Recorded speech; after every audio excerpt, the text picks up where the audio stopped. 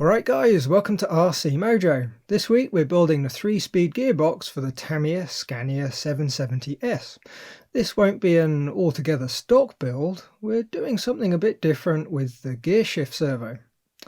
Right, in bag D we have the gearbox end plates, some aluminium bars, shift forks, nuts, bolts and loads of bushings that, as always, we will of course be replacing with some bearings. Okay, step 18, shift rod and one of the end plates. We need 3 M3x6s, 2 M2x6s, 2 M2 plain nuts, 2 M3 flange nuts, 2 3mm washers, 4 2mm E-clips, the shift rod guide, 2 shift springs, 3 shift forks, a J1 spacer and a J2 bearing carrier, the shift rod, the end plate with the motor mount and 3 of the aluminium rods. In addition to the Tamiya bits, we also have a servo mount for a micro servo. It attaches using the same holes as the bearing carrier and lets us use a micro servo for gear shifting, giving us some extra space on the chassis for a bigger motor. How well it works does remain to be seen though. Right, before we fit the servo mount, we've got some other bits to put together. Starting with the shift rod, we need to clip an E-clip into the 2 middlemost slots that are close together. Then we need to line the rod up with a diagram. One end of the rod has a slot right near the end, and at the other end it's about 10mm in. Make sure you have it the same way round as the diagram, or you're probably going to run into some issues. On the right hand side, we need to grease up the shaft and slide on a shift fork, followed by a spring and a washer. Add some more grease along the way. If there's too much, it will just get pushed out the way, too little and things might just start to bind. Now we can pull the washer against the spring to reveal the slot in the shaft where we need to clip in another E-clip. This one's a bit tricky, just make sure you have a good grip on the washer so you don't fire it across the room. On the other end of the rod we need to grease it up, slide on a fork and this time a J1 spacer followed by another fork. Then we have a spring, a washer, and just like the other end, we pull the washer down and clip in an E-clip. Also, as before, don't forget to add some more grease to make sure everything's fully lubed up. We can quickly test the forks move nicely. You should be able to move them against the springs and have them spring back without any binding. If they do catch, now's the time to work it out. These gearboxes are very reliable and do work well, but getting the build right is critical. Next we put together the end plate. Now in the middle large hole we pop in a bearing carrier from the inside and pop in an M2 nut in one of the hex holes. The plate is slightly different one side to the other, and probably the easiest thing to match up with a diagram is the curved slot for the motor, which is on the right as you look at the diagram. Next we fit the servo mount, and it mounts up to the plate with some long screws. Unfortunately, the long screws that come with the mount are M2.5, which of course is too big for the M2 holes. I went searching through some spares boxes and found a couple of M2x10s from another Tamiya kit, which should do the trick. With the nut, bearing carrier, plate and the servo mount all lined up, we can pass the screw through and take up the slack. Now as you can imagine, you really don't want the nuts to come loose and float around in the gearbox. The plastic gears especially really aren't going to like it. So a little bit of thread lock on the threads and a quick loosen and retighten will do the job. As usual, try not to get any thread lock on the plastic. As for the mount itself, well, it looks pretty good. It's a perfect fit for the cheap SG90 or MG90 servos, which should be good enough. Or maybe a high-tech HS65MG if you really want to splash out. My only concern would be if the servo is really pushing, it might just be able to bend the end plate where the bearing is, causing a bit of misalignment, but I think we'll probably be okay. Interestingly, the screws for the servo are M2.2, so I really don't know where those M2.5 screws are supposed to go. I think we'll put that down to a bit of Chinese quality. Okay, next we'll fit the shift rod guide. First a spot of thread lock, then we thread on a flange nut, but we thread it on with the plain side first, so backwards. We need to thread it on all the way to the end of the threads. Then it pops through the hole in the end plate. Add another spot of thread lock and we can thread on a second flange nut. but this time the right way round. Nip it up and that's the guide fitted. The last bits to fit are the bars. Now these mount with the M3x6s and will need some thread lock, but not just yet. We'll add some right at the end of the gearbox build. For now we'll just pop a screw in through the plate and hold it with a finger. Then spin on a rod, doing it up just finger tight. Repeat with the other two and that's step 18 complete. Step 19, gear shaft A. We need 6 4mm E-clips, the 20-tooth silver gear, the 13-tooth silver gear, which is double wide and kind of part gear and part adapter for a larger gear, a short gear hub, one of the brass ones, the gear shaft A itself, which you can match the splines up with the diagram to make sure you've got the right one, and for plastic we need the 36 and 27-tooth gears. Right, first we'll clip an E-clip into the slots at either end of the large smooth portion of the shaft. Then on the right hand side, the end with the two smaller splines, we can grease up the inner spline and slide on a 20-tooth gear. At the other end we grease up the spline and slide on the 13-tooth gear. Grease up the gear and slide on the 36-tooth. Then to stop it falling off we add an E-clip, which I missed but I did spot it before the end of the step. Back to the end with the 20-tooth gear and we add an E-clip next to the gear and another in the slot next up. Add some grease to the outside of the gear hub and pop it into the 27-tooth gear. The end of the hub with the flange goes in first and it should end up flush with the outside of the gear. Grease up the splines and slide on the hub and the gear. Then add another E-clip to hold it on. Then of course notice you miss the E-clip at the other end and fit it. And well, there's not really much to go wrong there, other than getting the gear hub backwards, which might cause the gears to be slightly misaligned. The diagrams are clear enough though, just make sure you carefully match things up. Step 20, gear shaft B. For this one, there's the large 13mm outside washer, 6 4mm E-clips, 4 1260 bearings, 4 1150 bearings, 2 gear hub longs, the gear shaft B, the 3 clutches J6, 7 and 8, the 30-tooth, 37-tooth and 44-tooth gears, and a J5 spacer. Now before doing anything else, make sure all the bits where the clutch is attached to the parts trees are all cut nice and smooth. If there's any nubs sticking out, they can catch and cause some shift issues. Next we have the J7 clutch, which always causes some discussion. Tamiya tell us to only use bushings and not replace them with bearings. Now this does have some merit, as the bearings do end up sliding up and down the gear shaft, and the steel bearings on the steel shaft really isn't ideal. Also, Tamiya want us to glue the bushings in so they don't fall out. Now I tend to ignore all that and just use bearings. I figure the sliding motion only happens when changing gear, which doesn't happen all that often. It's more likely the shaft and the clutch are going to be spinning at different speeds, taking advantage of the bearings. But we still can't really glue them in, or we might gum up the bearings. Instead, all I tend to do is use a fairly sharp knife to score the inside of the plastic, making a crosshatch inside the hole for the bearing. The cross-hatching will ever so slightly stick up from the surface, and once there's enough of them, the bearings will become a nice tight interference fit.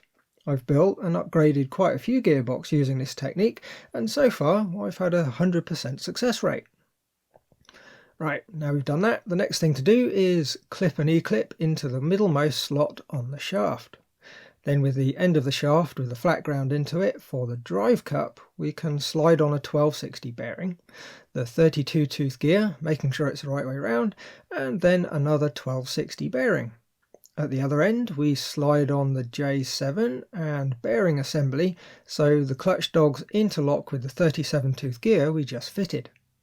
We'll need to grease up the bearings so they slide cleanly on the shaft, and we'll need to grease up the dogs.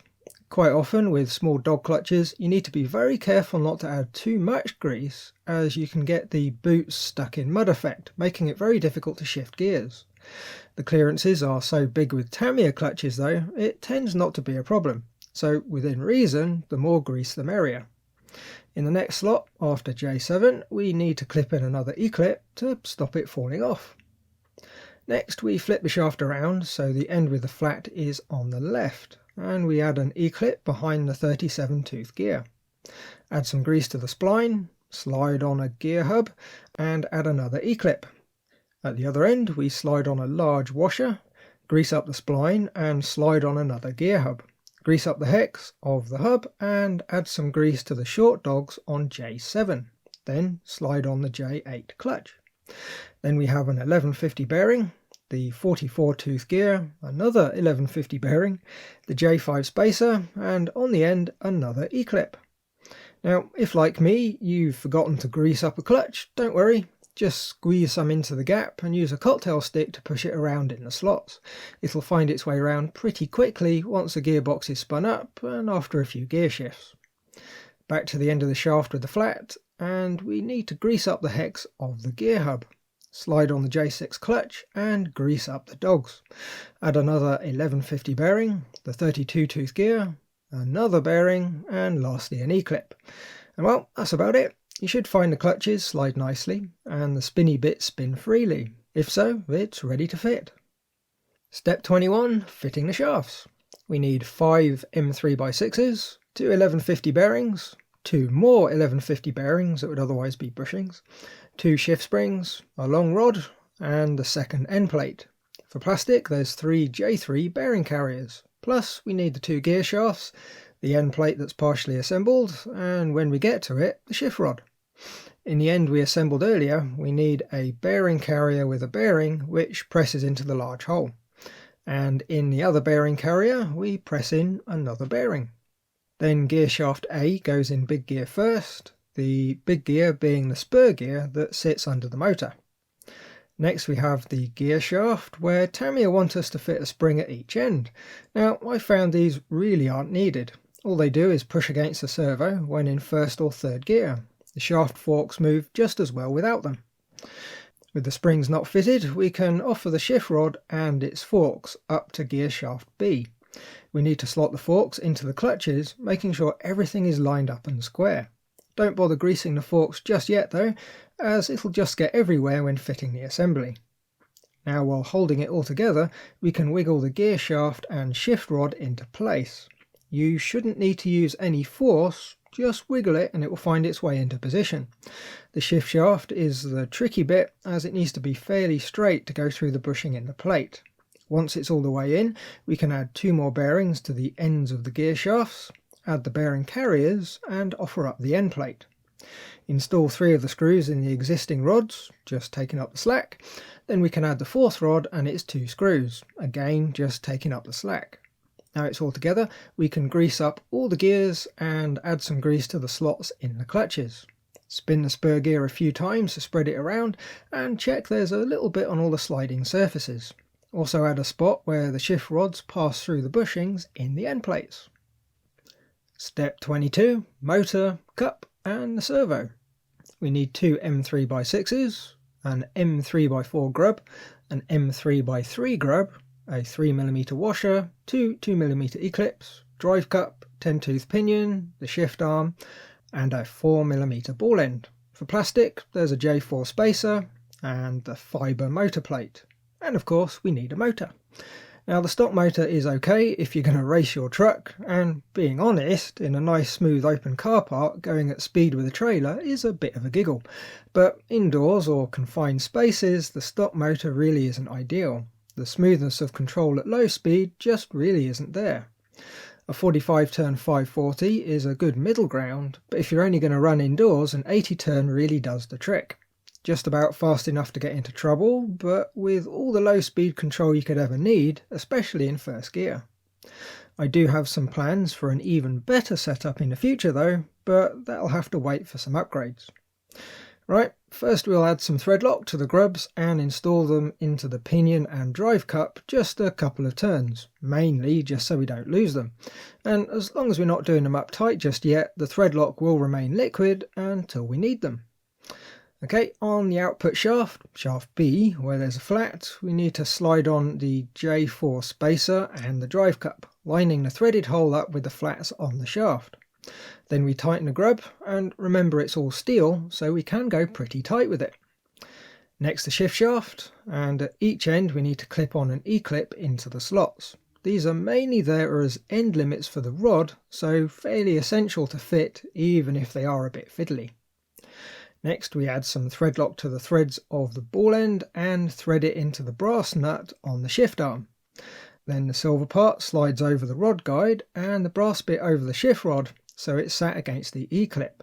Then we tighten the ball end nice and tight. Some good pliers make life quite easy, or you can use the spanner that Tamiya include in the kit.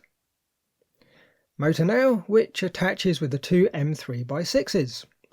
We start by popping a screw into the hole on the right so it's ready to go. Then we place the fibre plate over the end of the motor and line it up with the screw and one of the threaded holes. A bit tricky, but not too bad. Then we take up the slack on the screw. On the other side we use a second screw with the washer, and we need to line it up with the fibre plate and the motor hole and the slot. Then thread in the screw, again just taking up the slack. Next the pinion goes on with the grub against the flat on the motor shaft, roughly positioning it over the spur gear. Then rotate the motor so the pinion and spur are meshed and adjust the pinion position so the teeth are in line. And importantly, the grub is clear of the spur gear. Now, you might have heard the odd truck quietly ticking as it's running. More often than not, that's the grub screw touching the spur gear on every rotation. It's far easier to set it up right now rather than have to strip it all down later just to readjust it. Okay, now we can set up the gear mesh, or how tight the pinion is up against the spur gear. Now there's a few methods to do it, the paper between the teeth method being the most popular. However, I like to freestyle it.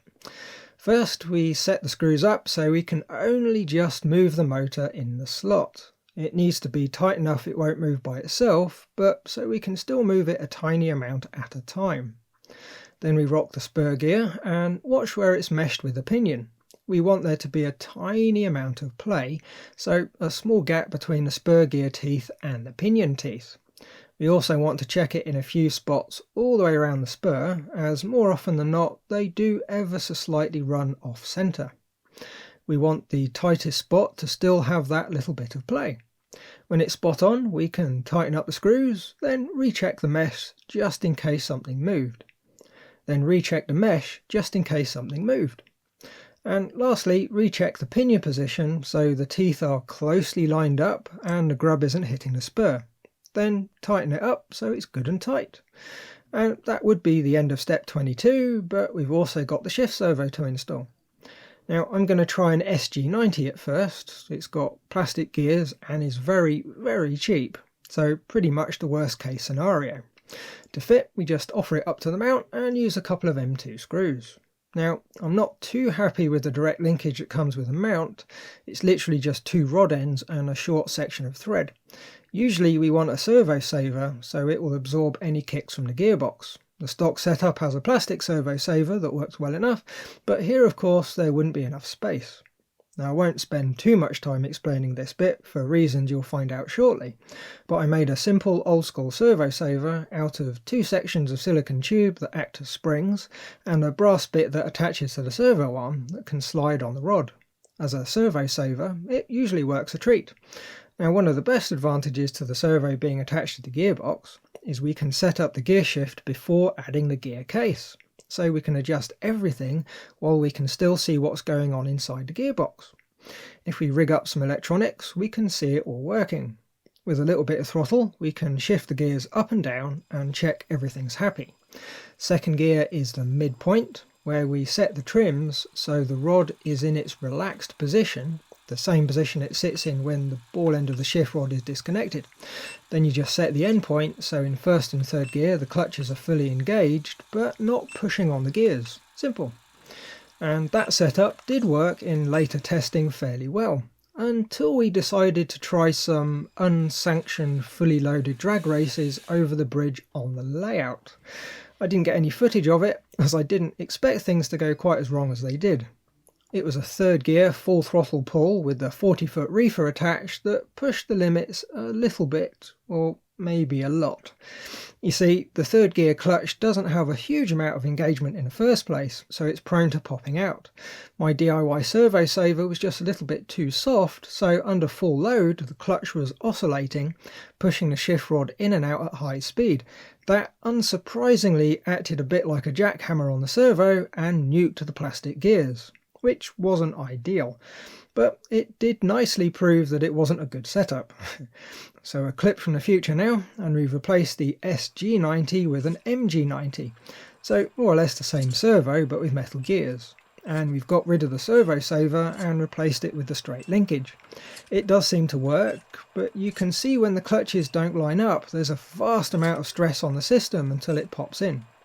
Not ideal, but we'll see how it goes. If nothing else, it does seem to hold third gear now, but we won't get to fully test it out on the layout for a good few weeks.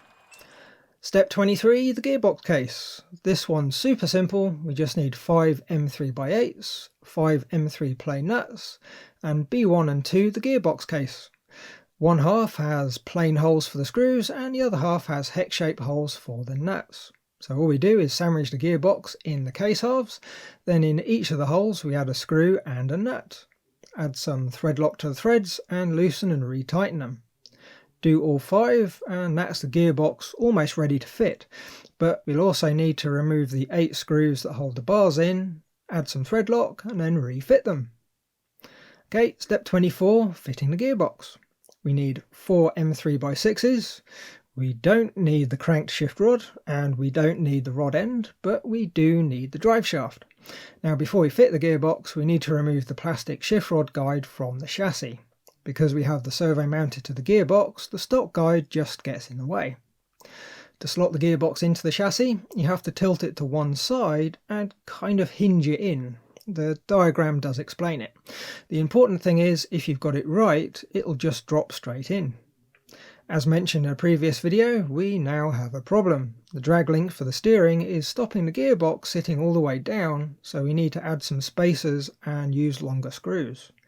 We've got metal knuckles, so it shouldn't cause a problem. I might end up changing to a Carson drag link instead, but we'll see how this goes first. Also, if you haven't flipped the axle around to correct the Ackerman, the inside wheel turning more than the outside, it won't be a problem anyway.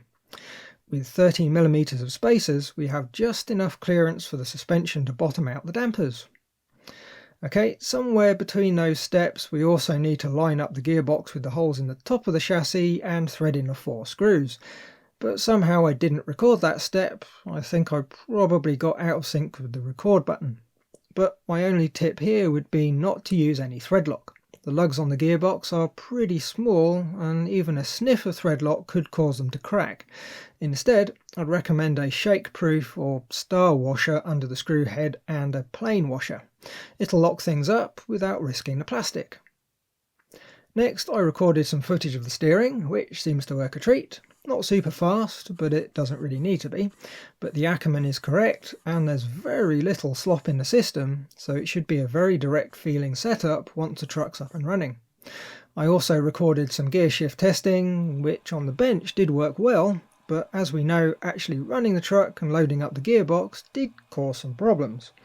The updated setup with the metal gear servo should stand a better chance though, but we'll have to wait and see how that goes.